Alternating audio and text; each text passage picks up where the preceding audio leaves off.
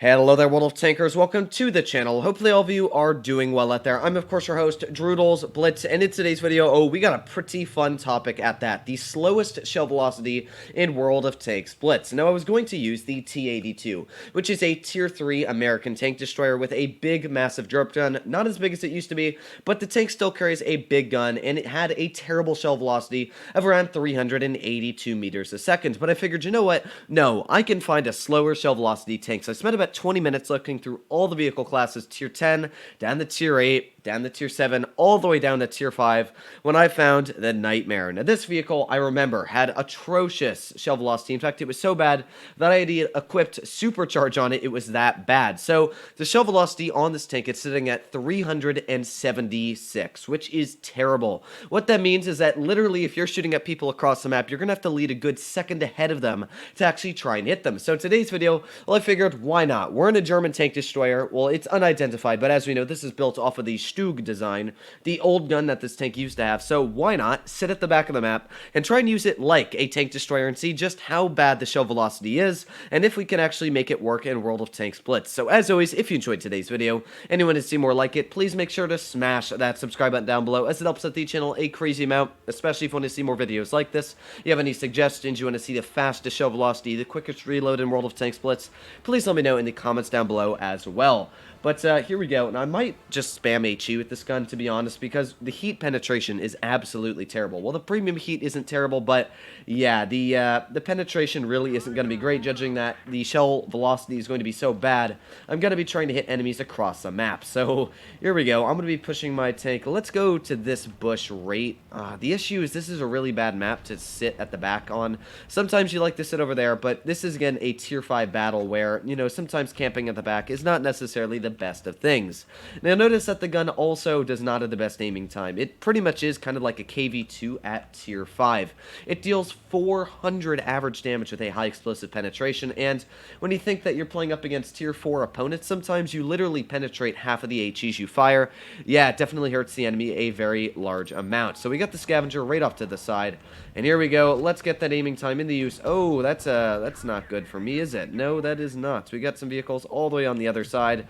Oh, yeah, this aiming time is bad. Okay, well, right now, I'm going to run away from the enemies because, yeah, don't necessarily want to play with them as of right now. That is not something that looks very fun to deal with. So, we got the KV2, that is right in mid. We also got the scavenger right off to the side. But, oh, we got the Amex ELC. Yes, that looks like a tank that I really would love to shoot. Come on, ELC. Come after me. You know you want to. Oh, great. This is where that aiming time is really going to come into play. Oh, we managed to hit it.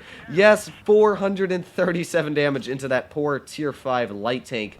It's kind of a weird light tank at that. It actually does not have a fully traversable turret design. But here we go. Use our idle aim. Get a nice little snap into you. Now we got to back up and hope that we do not get hit by the KV1.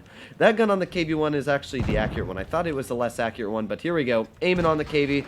Nice little penetration for 253 damage. Now we got to kind of skirt our way around him, actually being flanked in a tank destroyer. That's always something that's pretty impressive to do. But here we go. Let's get another penetration in. 350 hit points taken off of that guy.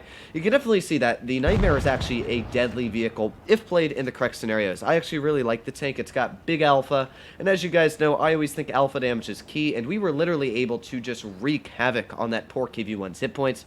But a real player I would love to chase down is the Chaffee, the Tier 6 American light tank. That would be a great example to show how wonderful 300 shell velocity is. Now, I actually got this idea because I was watching a World of Tanks PC video on a tank that just had truly awful shell velocity, and you could definitely see there that that took about a good half a second to reach that Chaffee. Definitely not a spectacular number when you do think about it, especially because he was only about, what, 40, 50 meters away, maybe about 70 meters. But again, when you're across the map trying to hit tanks, oh yeah, that shell velocity is really going to be poor. So we got the Chaffee once again, and while my shell velocity is bad, we're going to be able to get a nice little HE right up the butt of him. And all that's left is this T1 Heavy. So let's aim in on him. Ooh, we could actually penetrate the butt of him with an HE. But we've got a really long reload here, and it looks like, oh, come on, fire. Oh yeah, you can definitely see again that shell velocity, not the best. Even when we're only like, again, that was what, 100 meters away? So in the first game, you can definitely see that, yeah, the Nightmare is a pretty fun tank to run. 2,215 damage. We were almost able to even get a mastery out of that game, and obviously we did top on the team with a battle that was just that crazy. But that's kind of how the Nightmare works. You have games where it goes great, and you also have games where it goes terrible. But the main thing is you definitely saw the shell velocity when we were only 100 meters away. It took about a half a second to reach enemy tanks. So if we were like 400 meters away, it could take up to 2 or 3 seconds for the shell to reach somebody. Let's say we're on dead rail. Oh, I can just imagine how bad that shell velocity is going to be. And speaking of dead rail, there we go. A perfect map to show you guys just how important shell velocity is in the game. That's why I love medium tanks, especially like the Leopard 1, the Object 140 that have like 1600 shell velocity, especially the Mark 6. The reason I say it's one of the most accurate tanks in the game is because the gun is literally like a laser. The Nightmare, yeah, the gun is, as it says in the title, a nightmare to run, especially when you are trying to camp in this vehicle. I find this more of an aggressive tank destroyer, kind of like the Foch at tier 5. But, well, we're going to really test out that shell velocity. I just want to sit at the back of the map and just test how bad it really is. The Electo is actually another vehicle I was going to use for the video because the Electo has terrible shell velocity as well. But the Nightmare really stole that cake with like 100 less than the Electo. So here we go, going over to this bush. This thing's actually pretty quick. I didn't realize it goes like 48 kilometers per hour. Pretty dang impressive. But hopefully the enemy team goes to the medium side so we can really test out. Like, I don't want them to go to the medium side because that means we're literally going to do like 0 damage, my guess is, but it's going to be quite fun to try and hit a shot as it is. So here we are in position. And let's just test out really quickly what that shell velocity looks like. So, oh, you know what? We got a perfect tank to test it on. Oh, that Panzer V is flying. Not really sure why, but, oh yeah, we got the A20. Here we go, and we're going to have to take a guess here. So we got the T-34 as well, all the way up top, and fire. Oh my god, this shell velocity is awful. Okay, and so is the accuracy, as you can tell from very far away. The sad part is we can't even pen that T-34 with HE on the side. But you know what? Fire! Yes! Yes! Oh my god. Why you do this to me, Wargaming? Alright, we got the Stug all the way in the back of the map. Aim in on him. We can hit the shot, I believe. And fire! Here we go. Come on, hit him. No! Oh, alright, here we go. Once again, we got the Stug aiming in right on the weak spot of his tank. This is going to be a very easy shot for any other vehicle in the game. Fire! Yes, we hit the Stug! We one-shot him. There you go. As you can see, the excellent shell velocity on this vehicle. Let's load a premium heat and fire! Oh my god, these shells are just awful. Well, I definitely understand why people don't enjoy playing this vehicle. Alright, we got the T-34. We're going to load a standard heat shell, fire it right at the side of his tank. Okay. Well, it looks like it wouldn't have hit either way. This is truly fantastic. This is just... I love it. This is honestly what I want to do every day in Blitz. Alright, let's fire an HE at the side of the guy. Come on, hit him. Hit him. No. It's so bad. Oh my god, I didn't think it could actually be this bad, but it is actually that bad. We fired, what, like 5 or 6 shells now, and not one of them have hit. Alright, we got the Panzer. Alright, here we go. Fire. Come on, hit him. Hit him, I believe in you. Oh my god. I don't get why it misses every single shell. You'd think, like, maybe it might hit one, but no, the dispersion is possibly the worst dispersion I've ever seen. So, you know what? That one I actually think hit. So there you go.